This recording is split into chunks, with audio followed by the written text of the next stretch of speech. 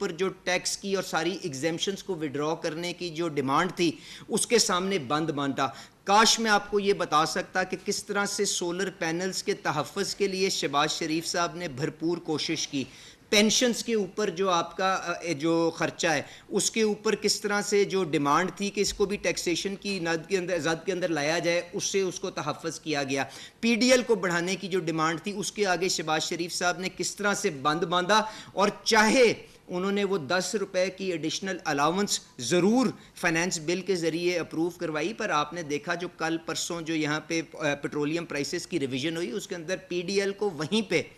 60 روپے کے اوپر ہی برقرار رکھا گیا. تو یہ وہ ساری چیزیں ہیں جو شہباز شریف صاحب نے آئی ایم ایف کی نیگوسیشن کے ساتھ ہمارے باقی انٹرنیشنل پارٹنرز کی مشاورت کے ساتھ اس بجٹ کے ذریعے اچیو کی, اور جو جن سیگمنٹس کو تکلیف پہنچی ہے ان کو آگے جس طرح سے سپیس کریٹ ہوتی جائے گی انشاءاللہ تعالی ہمیں اس چیز کا بھی ادراک ہے کہ جی ان کو ہمیں دوبارہ اس قسم کا تحفظ اور اس قسم کی آسانی ان کو مہیا کرنے کی ضرورت ہے. اس کے علاوہ آپ نے دیکھا کہ ایک یہ بھی کانشیس ایفرٹ ہوئی کہ ہم یہاں پہ لوگوں کو کیرٹ اینڈ سٹک پالیسی کے ذریعے آپ ڈاکیومنٹیشن کی فولڈ میں لا سکیں. آپ نے دیکھا کہ جو نان فائلرز کے جو یہاں پہ ریٹس تھے جس کے ساتھ شاید ہم نے ان کو ٹرانزیکشنز کرنے کی کھلی چھوٹ دی ہوئی تھی, اس کو یہاں پہ ڈو ٹیل کیا گیا. جو آپ اصلاحات اور اینڈ ٹو اینڈ ڈیجیٹائزیشن کی جو ایکسرسائز آپ ایف بی آر کے اندر چلا رہے ہیں جس کے ذریعے یہ سارے کے سارے ود ہولڈنگ ٹیکسز کے ڈیٹے کو استعمال کرتے ہوئے لوگوں کی آمدنی کو کمپیوٹ کیا جائے گا, اور اس کے بعد انفورسمنٹ کے ذریعے آپ ان کو پابند کریں گے کہ وہ اپنا ڈیو شیئر اس ملک کی معیشت کے اندر ادا کر سکیں. تو یہی وہ سلسلہ آپ کو پراپرٹی کی ٹرانزیکشنز کے اندر بھی نظر آتا ہے, یہی وہ سلسلہ ہے جو آپ کو ریٹیل چین کو ڈاکیومنٹ کرتے ہوئے بھی نظر آتا ہے. اور اس کے بعد اگر آپ لوگ سوال کرنا چاہیں گے تو میں اس کے اوپر بھی بالکل آپ کو ایکسپینڈ کر کے بتا دوں گا کہ حکومت کس طرح سے اس معاملے کو آگے لے کے چل رہی ہے. اس کے ساتھ ساتھ آپ نے دیکھا بہت سے ایسے سیگمنٹس جو پہلے شاید پرائیورٹی ٹریٹمنٹ تھی جن کی, ان کو بھی اس بجٹ کے ذریعے نارمل ٹیکس رجیم کے اندر لایا گیا, اور ہم نے کسی کے اوپر انفیئر وہ بوجھ پار کرنے کے بجائے یہ کوشش کی کہ لوگ اپنی آمدنی کی بنا کے اوپر, یہ نہیں کہ انہوں نے کتنا کاروبار کیا اور ہم سے کتابیں آپ اپنی دکھائیں نا, اپنی آمدنی کے ذریعے اپنی آمدنی کے مطابق اپنا جو ڈیو حصہ ہے وہ ٹیکسیشن کے اندر ادا کریں. اس کے علاوہ ایک جو کانشیس ایفرٹ ہوئی وہ یہ تھی کہ آپ اپنے وسائل کو فائنینشیل انکلوژن کی طرف اور فارمل اکانومی کی طرف لے کے آئیں. جو آپ نے دیکھا پراپرٹی کے اندر جس قسم کی ٹیکسیشن میجرز آئے اس کے اندر کوشش یہ کی گئی ہے کہ اسپیکولیشن کو, جو یہاں پہ سٹہ بازی ہوتی ہے, اس کا رجحان کو توڑا جا سکے اور اس پیسے کو آپ بینکوں کے اندر فائنینشیل سسٹم کے اندر لا سکیں اور پروڈکٹیو یوزز کے اندر ڈال سکیں. تو اس کے اوپر بھی جس قسم کی ٹیکسیشن ہوئی ہے وہ آپ جب سوال کریں گے اور میں اس کے اوپر وہ بھی آپ کو ایکسپلین کرنے کو بالکل تیار ہوں. اب اس کے ساتھ ساتھ حکومت نے اپنی چادر کو دیکھتے ہوئے اور اس چیز کو محسوس کرتے ہوئے کہ شاید پہلے ہی جو اس سال آپ ایڈیشنل ٹیکسیشن کرنے جا رہے ہیں اس کی مثال پاکستان کی تاریخ میں نہیں ملتی کہ آپ نے 3,500 ارب کی ایڈیشنل نئی ٹیکسیشن آپ نے کسی ایک سال میں کی ہو. پر یہ آج وہ ضرورت ہے جس کو دیکھتے ہوئے ایک بھرپور پلان کو ترتیب دیا گیا, اور یہ افسوس کی بات ہے کہ شاید 70 سال کے اندر پاکستان اور جو اس کے آپ کے انٹرنیشنل ڈیولپمنٹ پارٹنرز ہیں ان کے درمیان اتنا ڈسٹرسٹ ہے کہ وہ آپ کی اس چیز کو ایکسیپٹ کرنے کو تیار نہیں ہے کہ آپ انفورسمنٹ کے ذریعے اپنے ٹیکس نیٹ کو وائڈن کریں گے. تو اس لیے ہمیں وہ ایک ایک نمبر کے پیچھے ریونیو میجرز لینے پڑے جس کا وہ پروگرام سارے کا سارا ویٹ ہو کے ایک بھرپور انداز کے اندر اس کو ترتیب دے دیا گیا ہے. اور اس کے ساتھ ساتھ حکومت نے جو اس کے لیے سب سے مشکل فیصلہ تھا کہ آپ پی ایس ڈی پی جو آج اس ملک کے انفراسٹرکچر کے اندر جو گیپس ہیں ان کو اوور کم کرنے کے لیے جس کی ضرورت ہے حکومت نے اس کو بھی محدود کیا کہ یہ آپ کو ریونیو میجرز جس حد تک لیے گئے ہیں اس سے آگے نہ جانا پڑے. اس کے ساتھ ساتھ میں نے آپ کو پرائیویٹائزیشن کے بارے میں بتایا کہ حکومت اپنا فٹ پرنٹ کو ریڈیوس کرنے کے لیے اپنی بلیڈنگ کو جو ہیمریجنگ آپ کے پاس ہو رہی ہے اس کو ختم کرنے کے لیے معاشی استحکام لانے کے لیے بھرپور انداز کے اندر پرائیویٹائزیشن کے ایجنڈے کو بھی آگے لے کے چل رہی ہے. پی آئی اے کی ٹرانزیکشن جو ہے اس سے آپ سب دوست واقف ہیں. اسی طرح اسلام آباد ایئرپورٹ کی آؤٹ سورسنگ کے بارے میں بھی آپ لوگ سارے جانتے ہیں. اس کے علاوہ ورلڈ بینک کی مشاورت کے ساتھ جو ڈسٹریبیوشن کمپنیز ہیں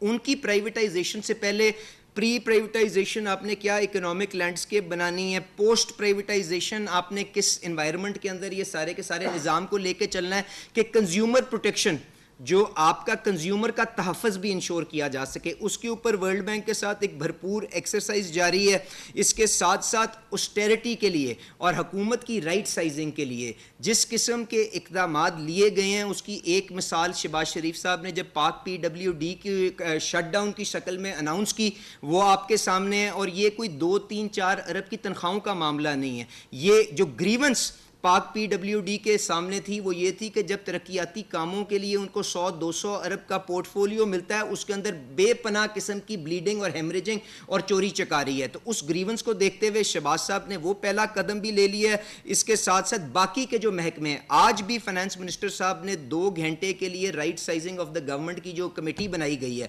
اس کو چیئر کیا گیا ہے. اور انشاءاللہ تعالیٰ اگلے آپ دیکھیں گے چند ہفتوں کے اندر, اگر مہینوں میں نہیں تو چند ہفتوں کے اندر آپ کو حکومت بے پناہ ایسی آرگنائزیشنز جن کی شاید اب اس انوائرمنٹ کے اندر, جس کے اندر سارے کا سارا فوکس اب آپ کا مارکیٹ اورینٹڈ پالیسیز اور مارکیٹ ڈریون اکانومی کی طرف ہوگا, شاید آج ضرورت نہیں ہے. ان کی بھی کرٹیلمنٹ کی طرف آپ اناؤنسمنٹس دیکھیں گے. اس کے ساتھ ساتھ وہ محکمے جو سرکاری سطح کے اوپر ذمہ داریاں جو ڈیوالو ہو کے صوبوں میں جا چکی ہوئی ہیں, وہ بھی آپ کے سامنے آئیں گی. کس طرح سے آپ اس کو آپ صوبوں کی طرف اس کو کریں گے, اور جو آپ کا امبیلنس, جو ایک وسائل کا اور ذمہ داریوں کے درمیان جو ایک امبیلنس آپ کا وفاقی حکومت اور صوبائی حکومتوں کے درمیان ہے, اس کو بھی دوبارہ سے کیلیبریٹ کرنے کے لیے ایک بھرپور ایکسرسائز این ای سی کے لیول کے اوپر پرائم منسٹر شہباز شریف صاحب خود سٹیئر کر رہے ہیں, جس کے اندر فائنانس منسٹر صاحب ان کے اندر مدد دے رہے ہیں, ان کو سپورٹ کر رہے ہیں. کیونکہ یہ جو ساری سوشل سیکیورٹی کی جو سوشل آپ کی پروٹیکشن کی اسکیمیں ہیں, آپ کے جو یہاں پہ ڈیٹ کی جو آپ کے سود کی پیمنٹس ہیں, جو آپ نے یہ جو قرضہ لیا ہے سارے کا سارا, یہ پورے پاکستان کے مسائل کو حل کرنے کے لیے تھا, پاکستان کے انفراسٹرکچر کے لیے لیا تھا. تو اس کا سارے کا سارا بوجھ اگر آپ اسلام آباد میں ڈال دیں گے تو آپ وفاقی حکومت کو مفلوج کر دیتے ہیں. اسی طرح جو سوشل پروٹیکشن کی میں نے بات کی, اگر 600 ارب کا ریکارڈ ایلوکیشن اگر پرائم منسٹر شہباز شریف صاحب نے کی ہے, تو اس کے اندر یہ چیز بھی تو ذہن میں رکھنی چاہیے کہ اس میں سے تقریباً 1% آبادی وہ ہوگی جس کا اسلام آباد کے اندر جو رہائش پذیر ہے. اس کے علاوہ یہ ساری کی ساری پروٹیکشن باقی کے صوبوں کے اندر ہو رہی ہے, جس کے اندر صوبوں کو آگے آ کے اس بوجھ کے اندر, اس چیز کے اندر اپنا حصہ ادا کرنا چاہیے. اس کے ساتھ ساتھ ڈیفنس کا بھی ایک ایسا خرچہ ہے کہ جو صرف اسلام آباد کی دفاع کا نہیں ہے پر پورے ملک کے لیے ہے. تو یہ جو ریلیشن شپ جو امبیلنس ہے, کیونکہ آپ لوگ میرے سے بہتر جانتے ہیں کہ یہ جو سال کنکلوڈ ہوا ہے اس کے اندر پروونشل ٹرانسفرز کے بعد وفاقی حکومت کے پاس اتنے وسائل نہیں تھے کہ وہ سود کی پیمنٹ بھی پوری طرح خود ادا کر سکے. تو اگر اس نظام کے اندر استحکام لانا ہے, آپ کو اس ساری کی ساری چیز کو اینکر کرنا ہے کہ آپ سٹیبلٹی لے کے آ سکیں اپنے میکرو اکنامک فنڈامنٹلز میں, تو آپ کو ان چیزوں کو صوبوں کی مشاورت کے ساتھ اٹینڈ کرنا پڑے گا. اسی طرح پینشنز کے اوپر آپ جانتے ہیں کہ شہباز شریف صاحب نے اور فائنانس منسٹر صاحب نے ایک بھرپور فیصلہ کیا ہے کہ جو نئی انڈکشن اب گورنمنٹ محکموں میں ہوگی وہ کنٹریبیوٹری پینشن سکیمز کے تحت ہوگی. اس کے مطابق فیصلے ہو چکے ہوئے ہیں. جو آپ کی آرمڈ فورسز ہیں ان کا کیونکہ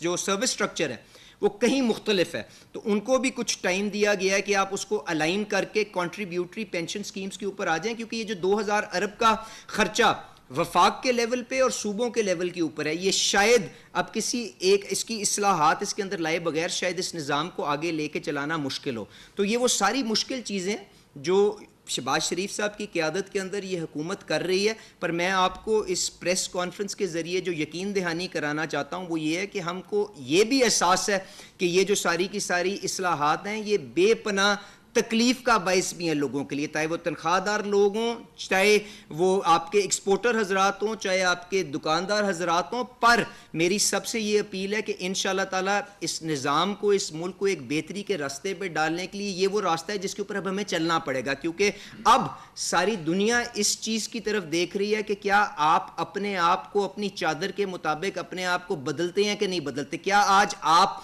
اپنے پیروں کے اوپر کھڑے ہونے کے لیے وہ اقدامات لیتے ہیں جو بہت سی دنیا نے, بہت سے ملکوں نے لیے ہیں. تو میری آپ سے گزارش یہ ہے اس ایفرٹ کے اندر, اس نیت کے اندر اگر کوئی کمی رہ بھی گئی ہے تو ضرور اس کو ہائی لائٹ کریں. ہم پازیٹیو لائٹ کے اندر ان چیزوں کو لے کے ان مسائل کو حل کرنے کی کوشش کریں گے. اور یہ بھی یقین دہانی کرا دوں کہ جو تنخواہ دار طبقے کے اوپر جو پرابلم آئی ہے، انشاءاللہ تعالی شہباز شریف صاحب کی ہدایت ہے کہ جس طرح سے ہم اپنے ریونیو ٹارگٹس کے اوپر پروگریس کریں گے، جس طرح سے ہم اپنی کارکردگی کے ذریعے، انفورسمنٹ کے ذریعے یہ فسکل سپیس کریٹ کریں گے، تو انشاءاللہ تعالی وہ بوجھ جو ایڈیشنلی ان کے اوپر پڑا ہے، انشاءاللہ تعالی اس کو بھی بھرپور انداز میں ریورس کرنے کی کوشش کریں گے. آخر میں گزارش یہ ہے کہ پاکستان کو اب ایک نئے پیراڈائم کی ضرورت ہے جس کے مطابق اس کی معیشت کو آگے لے کے چل سکیں. اس کے اندر جو آبجیکٹو ہمارا ہے وہ یہ ہے کہ ایک انکلوسو جس کے اندر پاکستان کے سارے جو بسنے والی عوام ہیں ان سب کو ترقی کے ثمرات ملیں، انکلوسو گروتھ کی طرف ہم لے کے جا سکیں، اور اس کے ساتھ ساتھ دیر پا ترقی. یہ نہیں کہ آپ بوم اینڈ بسٹ سائیکل کے اندر کہیں سے پیسے پکڑے، گروتھ دکھائی، اس کے بعد ڈالر ختم ہوئے اور واپس آئی ایم ایف کے پاس چلے گئے. تو اگر اس طریقہ کار کو، اس نظام کو توڑنا ہے تو ہمیں دیر پا اصلاحات کی ضرورت ہے. انشاءاللہ تعالی ہم آئی ایم ایف کے ساتھ جب یہ اگلا پروگرام کنکلوڈ کرتے ہیں، اگلے اس مہینے نہیں تو اگلے مہینے کے اندر، تو انشاءاللہ تعالی اس کے بعد ان اصلاحات کا بھرپور ایجنڈا اور کس طرح سے ان کے اوپر کام ہوگا آپ کے آگے رکھیں گے. ٹارگٹ ہمارا یہ ہے کہ 5 سال کے اندر tax to G D P کو ہر سال 1% بڑھا کے 14-15% کے لیول کے اوپر لے جایا جا سکے. اس کے ساتھ ساتھ ہی ایکسپورٹ کا جو فقدان ہے، ہماری پروڈکٹیوٹی، ہماری کمپیٹیٹیونیس کا جو فقدان ہے، اس کو امپروو کرتے ہوئے exports to G D P ratio کو 15% آف جی ڈی پی کی طرف لے کے آگے پیش رفت کی جا سکے. اور اس کے ساتھ ساتھ جو تیسری چیز جس کے اوپر ہم کام کرنا چاہتے ہیں وہ یہ ہے کہ انویسٹمنٹ ریٹ جو دنیا کے اندر پاکستان کا کم ترین ہے، تقریباً 13-14% ہے، اور یہ پچھلے سال سے اس سطح کے اوپر ہے. اس کو بڑھا کے انڈیا کے اور باقی کے جو خطے کے ممالک ہیں جو 30% کے قریب تقریباً انویسٹمنٹ ریٹ کو لے کے جاتے ہیں، وہاں پہ لے کے جا سکیں تاکہ ہماری معیشت کی پروڈکٹیو کیپیسٹی بڑھ سکے. اور انویسٹمنٹ ریٹ ہم اس وقت بڑھا سکتے ہیں جب ہم اپنی معیشت کا رجحان سیونگز کی طرف کر سکیں. اگر ہم کنزمپشن ڈریون اکانومی اپنی رکھیں گے تو یہ وہ چیزیں ہیں جو ہم جن کو حاصل نہیں کر سکیں گے. تو یہ وہ راستہ ہے جس کے اوپر شہباز شریف صاحب، میاں نواز شریف صاحب کی ویژن کے تحت متحد ہیں، اور انشاءاللہ تعالی بھرپور انداز کے اندر آئی ایم ایف کی شراکت داری کے ساتھ، باقی ڈونر ایجنسیز، ورلڈ بینک کی شراکت داری کے ساتھ اور بین الاقوامی سرمایہ داروں کی انویسٹمنٹ کے ساتھ انشاءاللہ تعالی آپ کو یہ حکومت بھرپور انداز میں کام کرتی ہوئی نظر آئے گی. تو میں ایک دفعہ پھر آپ سارے دوستوں کا شکریہ ادا کرتا ہوں، اور اگر آپ لوگ کوئی سوال جواب کرنا چاہیں اس سلسلے کے اندر یا جو بجٹ کے اندر جو میجرز لیے گئے ہیں اور اس کے اوپر کوئی اپنی ایڈوائس بھی دینا چاہیں، کوئی اپنی سجیشنز بھی دینا چاہیں تو ضرور دیں. اس کے اوپر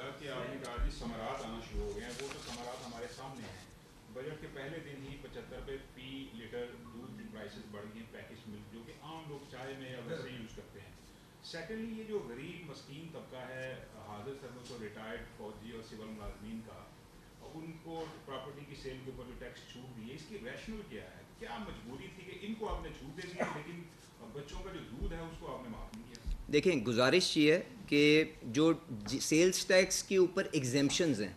یہ بے پناہ موقعوں کے اوپر آپ جیسے دوستی میڈیا کے اندر فلیش کرتے رہے، اور پاکستان کے اوپر یہ بڑی دیر سے پریشر تھا کہ یہ چیز آپ چیری پک مت کریں کہ کس چیز کے اوپر سیل ٹیکس لگے گا، کس چیز کے اوپر سیل ٹیکس نہیں لگے گا. طریقے وار، مرحلہ وار آپ ساری کی ساری جو ایگزیمپشنز آپ نے دی ہوئی ہیں ان کو ختم کریں. تو اس دفعہ جو دودھ کے اوپر جو سیلز ٹیکس کی ایگزیمپشن تھی اس کے اوپر بالکل آپ ٹھیک کہہ رہے ہیں، کنسیڈ کرنا پڑا ہے، جس کی وجہ سے دودھ کی قیمت مہنگی ہوئی ہے. پر 18% سیل ٹیکس کا ضرور امپیکٹ آیا ہوگا، پر جو آج بہت سے اخباروں کے اندر لکھا گیا کہ فردر سیل ٹیکس بھی اس کے اوپر ایڈ کر دیا گیا ہے، اور ریٹیلروں کو لانے کے لیے ٹیکس نیٹ کے اندر جو ود ہولڈنگ ٹیکس ہے وہ بھی قیمت کے اندر ایڈ کر کے آگے بھیج دیا گیا. تو قطعاً ایسی صورتحال نہیں ہے. اور دوسری بات یہ ہے کہ 5% لوگ جو ہیں پاکستان کے وہ پیکجڈ ملک لیتے ہیں. میں یہ نہیں کہہ رہا ہوں کہ یہ کوئی امیر لوگوں کے لیے کوئی ایک پروڈکٹ ہے جو استعمال کرتی ہے، پر اس میں بے پناہ اور بھی سیگمنٹ ہے جو آپ کا کھلا دودھ اور جو کوالٹی آف دودھ جس کو بہتر کرنے کی ضرورت ہے، اور انفورسمنٹ کے ذریعے اور چیزوں کو بہتر کرنا ہے، اس طرف بھی ہمیں کام کریں گے. تو مجھے افسوس ہے کہ ہم اس چیز کے آگے دفاع نہیں اس طرح سے کر سکے, پر گزارش یہ ہے کہ دیکھیں آپ کی ہیلتھ کیئر کی ساری پروڈکٹس کو سیلز ٹیکس کی ایگزیمپشن ان کی بحال رکھی گئی ہے, ان کے اوپر فرٹیلائزر کے اوپر کوئی انسیڈنس اور نہیں ہے, پیسٹیسائڈس کے اوپر کوئی انسیڈنس نہیں ہے, سولر پینل پہ کوئی انسیڈنس نہیں ہے, دوائیوں کے اوپر کوئی نہیں ہے, آپ کے جو خیراتی ہسپتال ہیں ان کے اوپر سیلز ٹیکس کی کوئی ایگزیمپشن نہیں ہے. اس کے علاوہ سٹنٹس اور یورولوجیکل اکوپمنٹ اور باقی جو ٹیسٹنگ کے لیے چیزیں ہیں اس کے اوپر ایگزیمپشنز کو بحال رکھا گیا ہے. تو گزارش یہ شہباز شریف صاحب اور اس حکومت نے بھرپور کوشش کی ہے جس حد تک اور ہو سکے اس کے اوپر کرا جائے, پر یہ مرحلہ وار یہ ہمارے جو باقی انٹرنیشنل پارٹنرز ہیں ان کی یہ ڈیمانڈ ہے کہ ان کو ختم کیا جائے, کیونکہ پاکستان کے اندر tax to G D P دنیا کے ان ملکوں میں سے کم ترین ہے جو میرے خیال سے ہمارے اس خطے میں بستے ہیں. تو جب ہم ان چیزوں کو کریکٹ کریں گے تو یقیناً ہم یہ کنسیشنز دوبارہ بحال کر دیں گے. اب جو آپ نے پلاٹوں کی بات کی, دیکھیں گزارش یہ ہے کہ جو ریل اسٹیٹ ہے اس کے اوپر 3 4 5 قسم کے ٹیکسز لگے ہوئے ہیں, اور اس بجٹ کے ذریعے صرف ایف ای ڈی ایک ایڈیشنل ٹیکس ہے جس کا اس کے اوپر نفاذ کیا گیا ہے. اب میں آپ سے گزارش یہ کروں گا جو ایگزیمپشنز جن کو میڈیا کے اندر بالکل ایک فرق رنگ کے ساتھ پیش کیا گیا ہے, وہ اگر آپ اس کی ڈیٹیل پڑھیں تو یہ ایگزیمپشن جو 7E کا قانون جو شاہد خاقان عباسی صاحب اور مفتاح اسماعیل صاحب کے بجٹ کے اندر انہوں نے خود دیا تھا, اسی ڈیفینیشن کو باقی کے ٹیکسوں کے اوپر اور جو نیا ٹیکس آیا ہے اس کے اوپر آگے امپلیمنٹ کیا گیا. یہ حقائق ہیں, آپ چیک کر لیجئے گا. اب وہ ایگزیمپشنز کیا ہیں, کیونکہ آپ کا یہ بالکل ٹھیک ہو سکتا ہے کہ کیوں کسی ایک سیگمنٹ کو آپ تحفظ دینے کی کوشش کر رہے ہیں. یہ 4 جگہ کے اوپر یہ تحفظ دیا گیا ہے. اس میں سے پہلے وہ ہیں جو ہمارے شہید جو جنگوں کے اندر جو اپنی جانیں گواتے ہیں, تو کیا ان کے اوپر انکم ٹیکس کی کنسیشن نہیں ہونی چاہیے, ایگزیمپشن نہیں ہونی چاہیے؟ اس کے اوپر آپ کی رائے ہو سکتی ہے, میری رائے میں ان کو دینی چاہیے, کیونکہ جو اتنی بڑی قربانی ملک اور قوم کے لیے دے اس کے لیے ایک بہت حقیر سی ان کے لیے یہ کنسیشن ہے جو ہم نے دیا. اس کے علاوہ دوسرے وہ لوگ ہیں جو آپ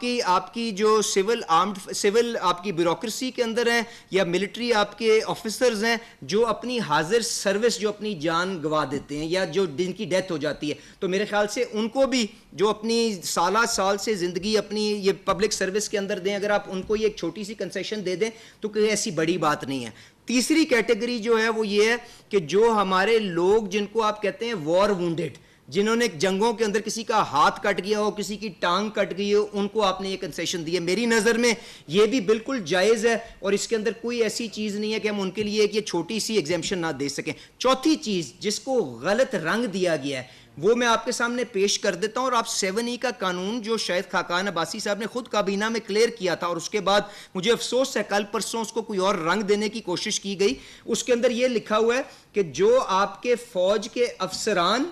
اور جو پروونشل اور فیڈرل حکومت کے جو ملازمین ہیں ان کی تنخواہ کے پیکج کے طور پہ ایز اوریجنل الاٹیز, جس کے اندر محکمہ آپ کو خود الاٹمنٹ کر رہا ہو, آپ مارکیٹ سے جا کے کوئی خرید و فروخت نہ کر رہے ہو, اس حد تک ان کو ایگزیمپشن دی گئی ہے. اب آپ کے رائے میں وہ غلط ہو سکتی ہے, صحیح ہو سکتی ہے, پر کم از کم مفتاح اسماعیل صاحب اس کو غلط نہیں کہہ سکتے کیونکہ وہ خود دے کے گئے تھے, اور میرے خیال سے اگر آپ نے ان کی تنخواہ کا اور ان کی ریمیونریشن کا ایک پیکج کا حصہ بنایا ہوا ہے تو اس میں کوئی بڑی بات نہیں ہے. تو اس کو یہ رخ دے دینا کہ اگر کوئی ریٹائرڈ سرکاری افسر جا کے پراپرٹی کے سیل پرچیز کا کام کرے گا اور اس کو یہاں پہ اس کے اوپر انکم ٹیکس نہیں دیا جائے گا, تو میرے خیال سے یہ ناجائز سنسنی پھیلانے کی کوشش تھی, اور میں امید کرتا ہوں کہ آپ لوگ سارے اس کی جا کے تحقیق کر کے اس کی اصلاح میری بھی کریں گے اور ایف بی آر سے بھی جا کے اس چیز کو کنفرم کر لیں گے. ایک سوال یہ ہے کہ جو بھی وزیر خزانہ آتا ہے یا جو بھی حکومت آتی ہے, میں کیونکہ 2013 سے دیکھ رہا ہوں کہ ہمیں یہی لالی پاپ دیا جاتا ہے کہ اس سال یہ سال تھوڑا سخت ہے, اگلا سال جو ہے نا وہ بہتر ہو جائے گا.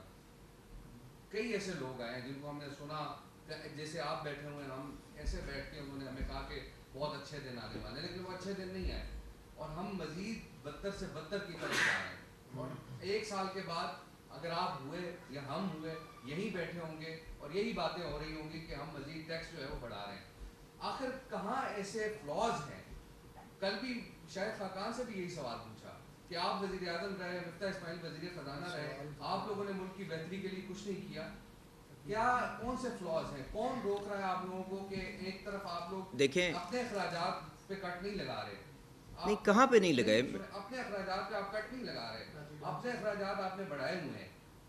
آپ کے اخراجات ہر سال بڑھتے ہی رہتے ہیں, کبھی ہم نے یہ نہیں دیکھا آسٹیریٹی ہمیں کہیں نظر نہیں آ رہی. اچھا میں اب جواب دوں. دیکھیں اس کے 2 پہلو ہیں. ایک تو یہ ہے کہ میں آپ سے گزارش کروں گا کہ یہ جو کڑوے فیصلے ہم نے کیے ہیں اگر یہ نہ کرتے تو اس کے کیا نتائج ہوتے، اس چیز کو ذہن میں رکھتے ہوئے کہ اگلے 3 سے 4 سال کے اندر آپ کو $100 ارب کی فائنینسنگ اور ری فائنینسنگ کرانی ہے، تو ایک سیکنڈ کے لیے اس کے اوپر بھی تھوڑی سی روشنی ڈال دیجئے گا یا اپنے طور پہ سوچئے گا. میں اس کے آگے کوئی بات نہیں کرنا چاہتا. تو ہمارے پاس کیا کوئی اور رستہ تھا کہ ہم یہ جو آئی ایم ایف کے شراکت داری کے ساتھ اور باقی کے جو ادارے ہمارے جو انٹرنیشنل انویسٹرز ہیں ان کی ان پٹ کے بغیر ہم یہ آگے پیش رفت کرتے؟ تو یہ ایک سوچ ہے جو میں آپ کے پاس چھوڑا. دوسری بات یہ ہے کہ ہم نے وہ اصلاحات نہیں کی جس کے تحت ہم اپنی tax to G D P, اپنی export to G D P, اپنی investment to G D P کو بڑھا سکیں، اور اس کے لیے ایک بھرپور جامع اصلاحات کا پیکج اور جو اصلاحات کا جو فیصلہ کیا گیا کہ آج سے پہلے کبھی آپ نے پی آئی اے کو پرائیویٹائز ہوتے ہوئے اس طرح دیکھا؟ کیا آج سے پہلے آپ نے پاک پی ڈبلیو ڈی کو بند ہوتے ہوئے دیکھا؟ کیا آج سے پہلے آپ نے یہ دیکھا کہ $5 ملین خرچ کے جس میں سے $1 بھی حکومت کے اپنے وسائل سے نہ خرچا گیا ہو؟ شہباز شریف صاحب کی درخواست کے اوپر بل اینڈ گیٹس جو فاؤنڈیشن ہے وہ مکنزی کو پے کرے اور وہ آج ایف بی آر میں پچھلے 1 مہینے سے بیٹھ کے اینڈ ٹو اینڈ ڈیجیٹائزیشن کے لیے ایکسرسائز کو رن کر رہے ہوں، جس کو وزیر اعظم وقت ہر 15 دن کے بعد خود ریویو کرتا ہو. تو یہ وہ ساری چیزیں ہیں جو آپ کو اس چیز کو آپ کو اعتماد جن کو دینا چاہیے کہ اس دفعہ شاید ہمیں یہ جو جس طرح سے اس نظام کو چلا رہے تھے اس کو بدل کے ایک دوسرے رستے کی طرف جانا ضروری ہوگا. اور جہاں تک آپ نے کہا کہ جی آپ اپنے اخراجات بڑھا لیے ہیں اور آپ کو یہ جو سینس آف ارجنسی ہے یہ اپنے خرچوں کے اندر نظر نہیں آتی، میں نے آپ کو پی ایس ڈی پی کی بات کی کہ کہاں سے شروع ہوا کہاں پہ آ گیا. اس کے بعد میں نے آپ سے بات کی کہ پرائم منسٹر ہاؤس اور جو پریزیڈنٹ ہاؤس کے جو خرچوں کی بات ہو رہی ہے وہ کوئی بہت بڑے ہزاروں ارب کے خرچے نہیں ہیں. جو سود کا خرچہ ہے وہ 9,000 ارب کا ہے، جس کے لیے ڈیٹ مینجمنٹ کا ایک پورا کمپریہنسو پروگرام ترتیب کیا گیا ہے، وہ 9,000 ارب کا ہے. پینشنز جو ہیں 1,000 ارب کی ہیں. وفاقی حکومت کو چلانے کا خرچہ 800 ارب روپے کا ہے. جن چیزوں کی آپ بات کر رہے ہو وہ چند ارب کی ضرور ہیں اور ان کی سمبولک ویلیو بہت زیادہ ہے کیونکہ حکومت کو نظر آنا چاہیے کہ وہ لیڈ بائی ایگزامپل کریں. پر میں گزارش آپ سے یہ کروں گا تھوڑی سی تحقیق کر کے یہ بھی تو دیکھ لیں کہ اگر وہ 25% کی تنخواہوں کو جو بڑھانے کا امپیکٹ ہے اگر اس کو ان خرچوں سے منہا کر لیا جائے تو کیا وہ خرچے بڑھے ہیں کہ گھٹے ہیں؟ جہاں تک میری اطلاعات ہیں اور جہاں تک مجھے پتا ہے وہ گھٹے ہیں. تو کائنڈلی یہ تھوڑی سی چیز دیکھ لیں اور ہمیں تھوڑا سا وقت تھوڑا سا موقع دیں کہ اس پاکستان کا جو قبلہ ہے، اس پاکستان کا جو رجحان ہے، جو اورینٹیشن ہے اس معیشت کی، وہ اصلاحات کے ذریعے اس کا رخ بدل سکیں کیونکہ اب ہمارے پاس اور کوئی گنجائش نہیں ہے کہ ہم ان 3-4 چیزوں پہ آگے چلیں. جی مدثر ایک سے مدثر جی.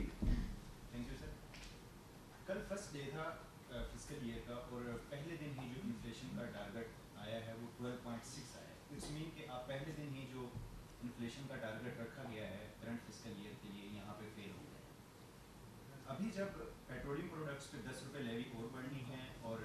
کرنٹ ویک کے دوران ہی تقریباً جو اسٹیمیٹس ہیں 11-11.5 روپے بجلی پرائسز میں انکریز آ رہا ہے، آپ نہیں سمجھتے کہ انفلیشن کا ایک مزید طوفان آئے گا؟ اور جو آپ ریلیف دینے کی بات کر رہے ہیں، ریلیف تو بہت دور، آپ کا جو ٹارگیٹ ہے آپ اس کو بھی کنٹرول نہیں کر سکیں گے. سیکنڈ کویسچن میرا، جو ایز فائنانس منسٹری سورسز ابھی تک آئی ایم ایف نے کوئی ڈیٹ نہیں دی ہے نئے پروگرام کے لیے آنے کے لیے جو مشن کے ساتھ مذاکرات ہوں گے، جو کہ پریور ایکشنز ہیں ان تمام پر امپلیمنٹیشن ہو گیا ہے سوائے ایک کہ بجلی قیمتوں کی ویسنگ ہوگی. کیا آئی ایم ایف نے کوئی ڈیٹ آپ لوگوں کو بتائی ہے؟ آپ لوگ بتا مدثر میری گزارش یہ ہے کہ میں اگر جو آپ نے ایک پہلو دکھایا ہے مہنگائی کا، اگر میں اس کو اس طرح سے تبدیل کروں تو مجھے آپ بتا دینا کہ میں کچھ غلط کہوں گا. آپ کے پچھلے سال کی ایوریج مہنگائی کیا آئی ہے؟ 23% آئی ہے نا. اگر اس کو نہیں سر دیکھیں، اگر 24% آئی ہے اور اگلے سال کا ہم ٹارگٹ 12% کا کر رہے ہیں تو بہتری کی طرف تو جا رہے ہیں نا ان مشکل فیصلوں کے باوجود. تو میں کہہ رہا ہوں کائنڈلی آپ دیکھیں ہم نے رستہ کون سا اختیار کیا ہے اور کیا وہ ٹرینڈ صحیح سمت کے اندر ہے کہ غلط سمت کے اندر ہے، پہلی بات. دوسری بات یہ کہ پی ڈی ایل کو قطعاً بڑھانے کا کوئی فیصلہ نہیں کیا گیا. آپ جانتے ہیں 60 روپے کے اوپر وہ برقرار ہے، پر کیونکہ آئی ایم ایف کے ساتھ اور باقی کے جو ہمارے ڈونر ایجنسیز ہیں ان کے ساتھ ہم یہ خطرہ مول نہیں لے سکتے کہ آپ کسی بھی طرح ان کے جو فریم ورک ان کے ساتھ طے کیا گیا ہے آپ اس کو کسی طرح جیپرڈی میں ڈال دیں, اس کو کسی طرح سے رسک میں ڈال دیں. تو ایک کنٹینجنسی میجر کے طور پہ اگر اس کو بیک اپ کے طور پہ حکومت نے رکھ لیا تو اس کے اوپر آپ کو پریشان ہونے کی ضرورت نہیں ہے. میں ذمہ دار پوزیشن میں بیٹھ کے آپ سے یہ گزارش کر رہا ہوں کہ کوئی ابھی ایسا کوئی فیصلہ نہیں کیا گیا کہ ہم نے پی ڈی ایل کو بڑھانا ہے. تیسری بات یہ جو آپ نے آئی ایم ایف کے مشن کے اوپر بات کی کہ وہ کب آ رہا ہے اور آپ اس کو کب کنکلوڈ کرنے جا رہے ہیں, تو میری آپ سے گزارش یہ ہوگی کہ ڈیٹیلز آپ کیو بلاک کے اوپر چھوڑ دیں, منسٹری آف فائنانس کے اوپر چھوڑ دیں, پر میری اتنی گزارش ضرور ہوگی کہ میری یہ درخواست قبول کر لیں کہ we are headed in the right direction,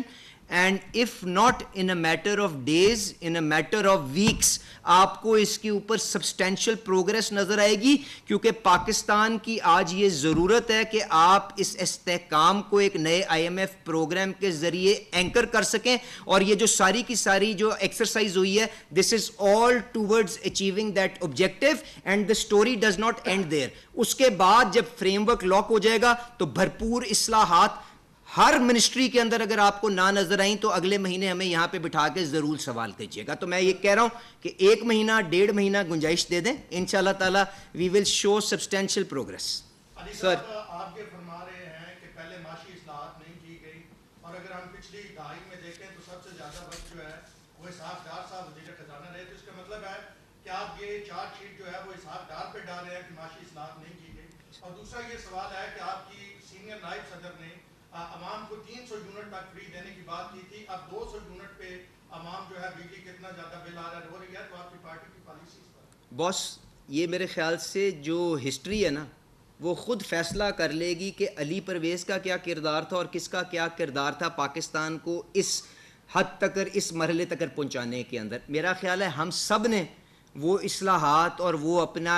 orientation اپنی نہیں کی جو ہم پاکستان کو اس کا مقام دلوا سکتے. میں غلطی تسلیم کرتا ہوں, ٹھیک ہے, اگر اس سے آپ کی تسلی ہو جاتی. آئیں آج بیٹھ کے جو رستہ ہمیں چلنے کی ضرورت ہے اس کے اوپر اتفاق, اتحاد اور اپنا کردار ادا کرنے کی کوشش کریں. میں اتنی سی گزارش کروں گا. جہاں تک 300 یونٹ کی بات کی, وہ آپ آج بھی جا کے دیکھیں کہ شہباز شریف صاحب نے 200 یونٹس تک جو پروٹیکٹڈ کنزیومر پروفائل ہے اس کے اوپر اربوں روپے نہیں 100 ارب روپے کی سبسڈی دیتے ہوئے ان کو تحفظ فراہم کرنے کی کوشش کی گئی ہے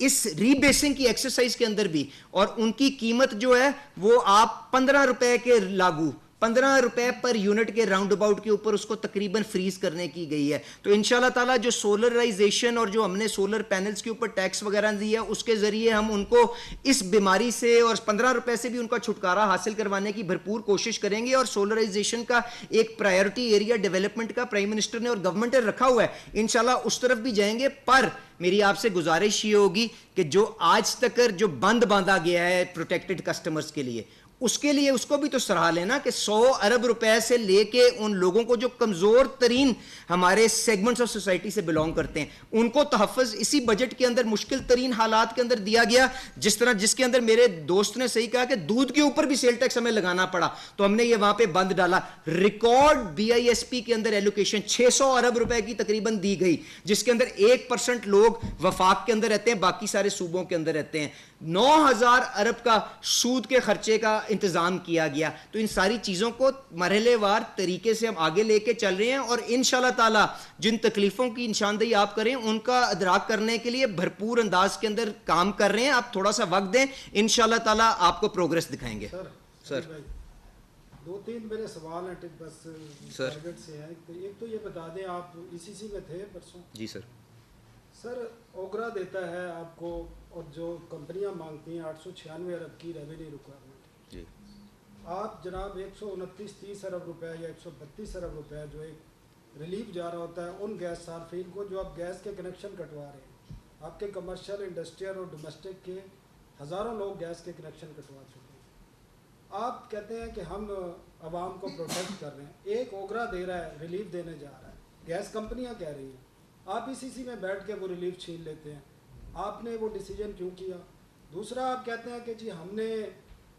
صوبوں کو زیادہ چیزیں پٹ کر لی ہیں. آپ 75 ارب روپے دیتے ہیں ارکان پارلیمنٹ کو سیاسی رشوت. کونسلر کا کام انہوں نے کرنا ہے جی, پانی کی اسکیمیں بنانی ہیں, گلیاں بنانی ہیں. آپ پروونشل فائنانس کمیشن نہیں بناتے. आप बल्दियाती इलेक्शन कराने को तैयार नहीं है, एक आदमी के हाथ में सारा कुछ रखने के लिए, तो आप कैसे कहते हैं? और आप 44 डिवीज़न बना के बैठे हैं वफाक में, 18 अमेंडमेंट के बाद जिनकी ज़रूरत ही नहीं है, वो भी आपको पता है पार्लिमानी सिस्टम में आपको इत्तेहादियों को खुश करना है। तो ये चीज़ें आप करते तो लोगों को नज़र आता कि दे आर रियली कुछ करना चाहते हैं। जो वो बात कह रहे थे दोस्त हमारे कि आप अपनी चीज़ें कम करने को तैयार नहीं, आप वो गलत कह रहे हैं। हमने वो चीज़ें डॉक्यूमेंट्स एक एक पढ़े हैं, पीएम हाउस के अखराजात पढ़े हैं। पीएम ने 35 करोड़ रुपए अपनी रेनोवेशन के लिए रखे हैं, और भी बाकी लोगों का भी यही हाल है, कोई कम नहीं हुआ। किसी जगह पे 30% आपने 24 से 30% आपने अखराजात बढ़ाए हैं, वो तनख्वाहों के हिसाब से नहीं है। आखिरी सवाल ये है कि जो ये पेंशन आपकी स्कीम है,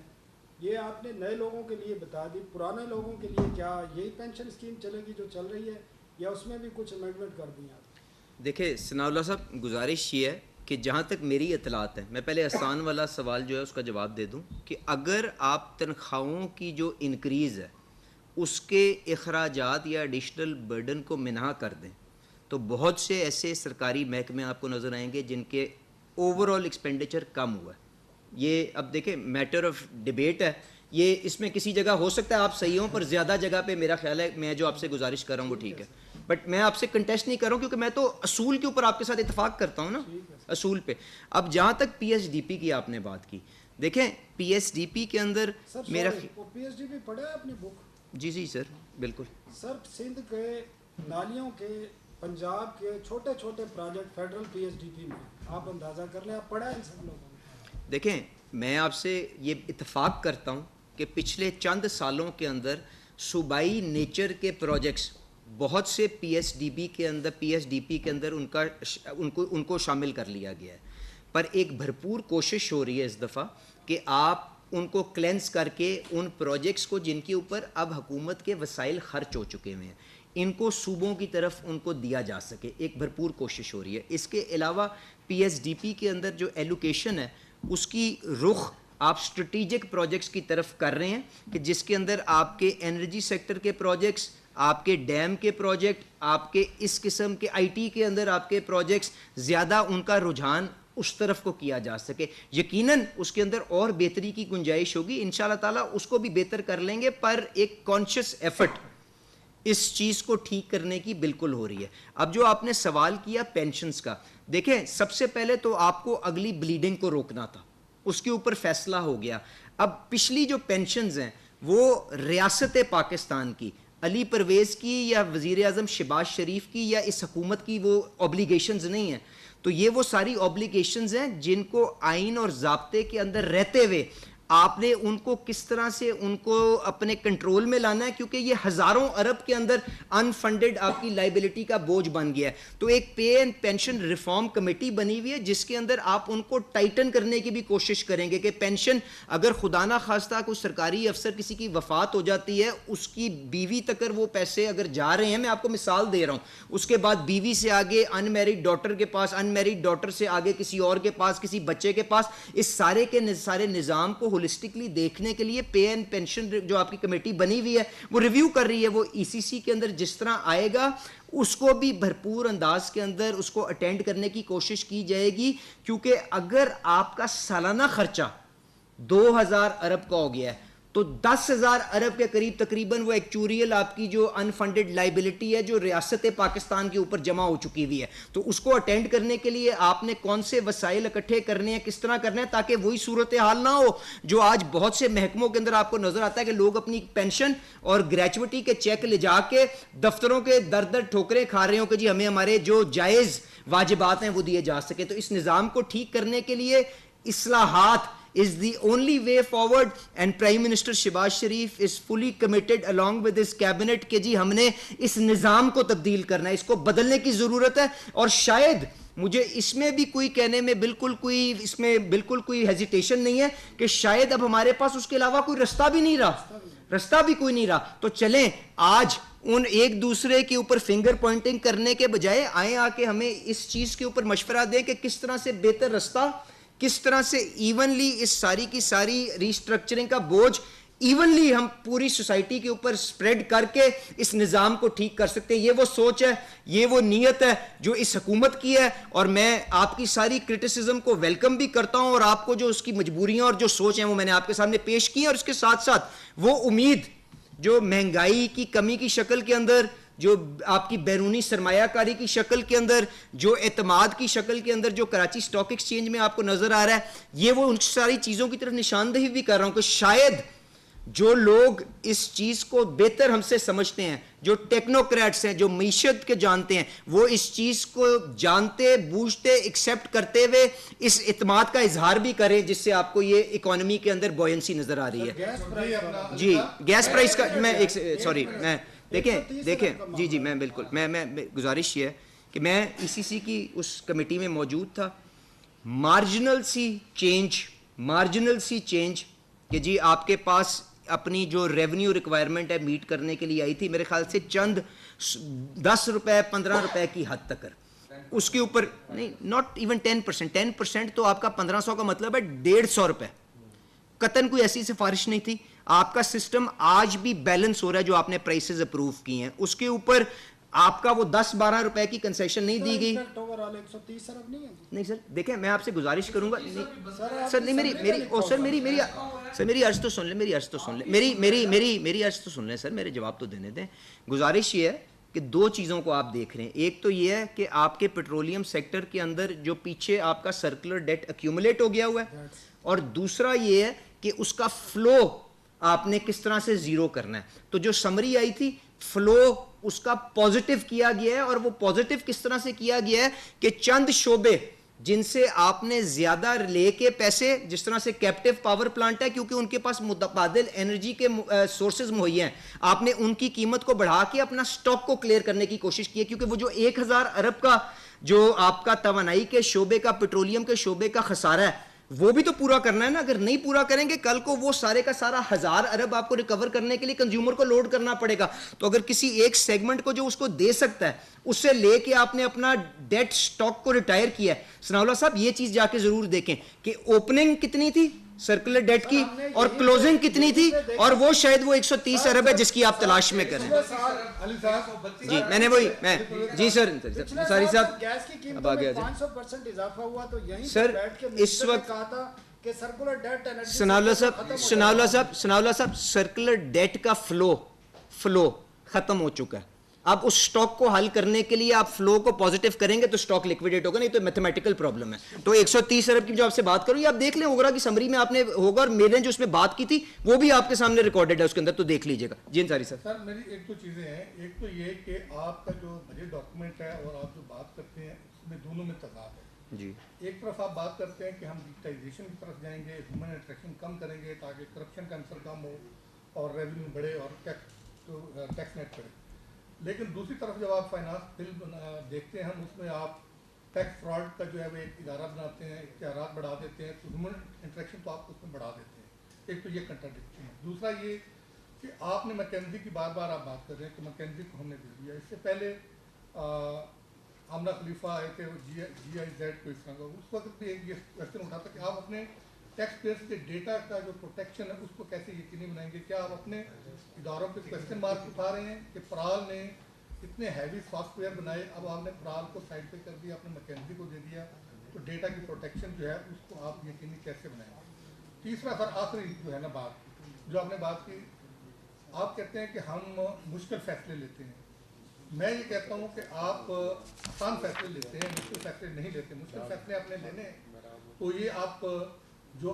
انجسٹیفائڈ جو ہے وہ آپ لوگوں کو بلین آف روپیز کا فائدہ دے رہے ہیں, بجلی مفت کی مد میں, گیس مفت کی مد میں, اور بڑے جو اشرافیہ ہیں ان کو ٹیکس نیٹ میں نہیں لا پاتے. اگر آپ نے سخت فیصلے لینے تو آپ ان کو لیں, کیونکہ ریونیو تو بڑا ہے. آپ کچھ سال پیچھے چلے جائیں تو ایف بی آر کا جو ریونیو ہوتا تھا وہ 1000 ارب روپے کا. اب آپ نے خود فگر دیا کہ 9.3 ٹریلین آپ نے ریونیو کلیکٹ کر لیا ہے, لیکن اس کے بدلے میں آپ نے عوام کو کیا دیا, آپ کے اتنے ہی ایکسپینڈیچر بڑھ جاتے ہیں.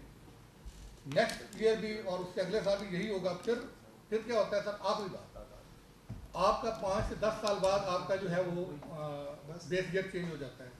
آپ ٹیکس کو جی ڈی پی کی شرح بڑھا کے یہ ٹیکس وغیرہ لگا کے لے کے جاتے ہیں 11% تک,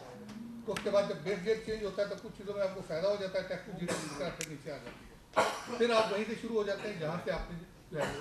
چھوڑا ہوتا ہے. انصاری صاحب گزارش یہ ہے کہ بیس ایئر تو ہر سال چینج ہوتا ہے, جب آپ کی معیشت گرو کرتی ہے, کنٹریکٹ کرتی ہے, تو جی ڈی پی بھی ڈیوائڈ ہوتا ہے نا. میری عرض سن لیں ایک بات یہ, اب آپ نے کہا کہ ہیومن ایلیمنٹ جو ہے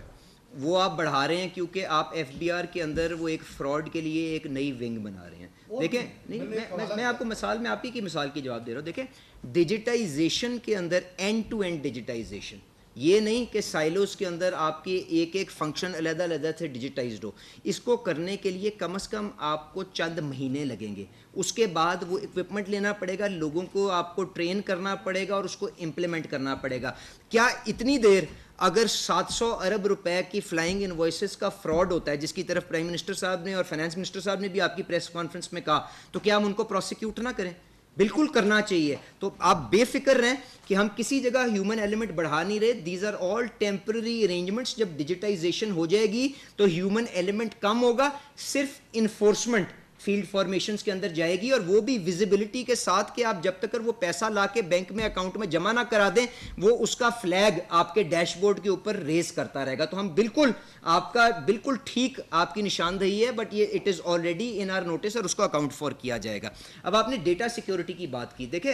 یہ ڈیٹا جو ہے جو مکنزی کا اور یہ جو ایف بی آر کے اندر موجود ہے, یہ کسی کے ساتھ شیئر نہیں کیا جا رہا. یہ ڈیٹا کون سا ہے جس کو ہم استعمال کر رہے ہیں؟ میں آپ کو بتا دیتا ہوں اور اس کی مثال دے دیتا ہوں. وہ یہ ہے کہ دیکھیں ہم نے نان فائلرز کو ایک ریونیو سورس کے طور پہ استعمال کیا. ہم نے پچھلے سالوں میں یہ کہا کہ جی نان فائلر سے ٹیکس زیادہ لے لو اور اس کے بعد پوچھنے کی ضرورت نہیں ہے کہ تم کون ہو, کہاں سے آئے ہو. اس دفعہ جو مختلف کیا جا رہا ہے وہ یہ ہے کہ ایک تو جو میں نے کیرٹ اینڈ سٹک پالیسی کی بات کی, ان کے ریٹ بے پناہ بڑھا دیے گئے ہیں کہ وہ سوچے کہ شاید میں بہتر ہے کہ میں ڈاکیومنٹیشن کے اندر آ جاؤں. دوسری بات یہ کہ ود ہولڈنگ ٹیکسز کا کانسیپٹ ہی یہ ہے کہ جب آپ اپنی ریٹرن جمع کروائیں تو آپ اس کا بینیفٹ دوبارہ کلیم کر لیں. اب یہ جو نان فائلر ہمارے بھائی ہوں گے, جن سے میں آپ کے اس انٹرویو کے ذریعے, اس نشریات کے ذریعے اپیل کروں گا کہ ڈاکیومنٹیشن کی فولڈ میں آ جائیں, تاکہ آگے ان کے لیے بے پناہ تکلیفیں بڑھنے جا رہی ہیں. ہوگا یہ کہ یہ جو ڈیٹا پوائنٹ ہے کہ آپ نے ود ہولڈنگ ٹیکس پے کیا, آپ نے 1 کروڑ روپے کی گاڑی لی, 10 لاکھ روپے کا آپ نے ود ہولڈنگ ٹیکس دیا اور آپ نے ریٹرن جمع نہیں کرائی, تو یہ ریونیو تو ہم لے لیں گے ایف بی آر بالکل, کیونکہ آپ نے یہ ٹیکس میں دینا تھا. پر اس 10 لاکھ کی بنا کے اوپر آٹومیشن کے ذریعے, آرٹیفیشل انٹیلیجنس کے ذریعے یہ طے کیا جائے گا کہ انصاری صاحب کی آمدنی کتنی ہے کہ انہوں نے 10 لاکھ روپے کا ود ہولڈنگ ٹیکس جمع کرایا ہے, اور پھر اس کی اسیسمنٹ کر کے ٹیکس کی ڈیمانڈ بنا کے فیلڈ فارمیشن میں دی جائے گی کہ جا کے یہ پیسے لے کے آؤ. تو ان کو اب پروسیکیوٹ کرا جائے گا, اور یہ وہ ڈیجیٹائزیشن کے ذریعے ایفرٹ ہوگا جو آپ کو ریٹیل چین کے اندر بھی نظر آئے گا, آپ کو اپنے نان فائلرز کے اندر بھی نظر آئے گا, اور اس ایکسرسائز کے اندر آپ کو مکنزی کے ذریعے ہم مدد حاصل کرنے کی کوشش کریں. اور ایک اور میں مثال دیتا ہوں, ایک ہی کمپنی ہے, اس نے سیلز ٹیکس ریٹرن کے اندر اپنا والیوم آف بزنس کچھ اور دکھایا ہے, اس نے انکم ٹیکس ریٹرن جمع کروائی ہے, اس کے اندر والیوم آف بزنس کچھ اور دکھایا ہے. آپ آٹومیشن کے ذریعے, ڈیجیٹائزیشن کے ذریعے ان دونوں کو میچ کر لیں تو دونوں میں سے کوئی ایک نمبر ہی ٹھیک ہوگا نا. تو اگر وہ زیادہ والا نمبر ٹھیک ہو, اس کے مطابق آپ ڈیمانڈ کر کے ان کو کہیں کہ آئیں آ کے ہمیں بتائیں کہ آپ نے یہاں پہ یہ کون سا فراڈ کیا ہے, تو اس میں اس کو آ کے ڈیفینڈ کرنا پڑے گا نا. آج تک ہوتا کیا تھا کہ یہ انفارمیشن نہ ہم استعمال کرتے تھے, پیسے ہم اللہ تعالیٰ کی طرف سے برکت سمجھ کے رکھتے تھے کہ ہمارے پاس یہ لوگوں نے جمع کرا دیا تو اس کو سائڈ پہ کر لو,